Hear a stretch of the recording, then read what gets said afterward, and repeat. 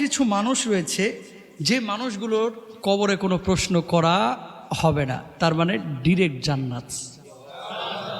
আরো জোরে বলেন, খুশির খবর না? খুশির। শুনেন, পরীক্ষা দিয়া পাশ করা আর একটা হচ্ছে পরীক্ষা ছাড়াই পাশ করে ফেলা। পরীক্ষা ছাড়াই পাশ করা, এটা কোনো হিসাব নিকাশ নাই, ডাইরেক্ট জান্নাত। সুবহানাল্লাহ বলেন। এরকম আল্লাহ রাসূল সাল্লাল্লাহু আলাইহি ওয়াসাল্লাম 7 শ্রেণীর মানুষের কথা বলেছে যাদের কবরের জিন্দেগিতে কোনো প্রশ্ন হবে না। মারা গেছে, দাফন হয়ে গেছে, আল্লাহর পক্ষ থেকে ঘোষণা হয়ে গেছে, ফায়ুনাদি মুনাদিম মিনাস সামা, আকাশ থেকে আহ্বানকারী আল্লাহ বলবে, ওই ফেরেশতারা কি হয়েছে?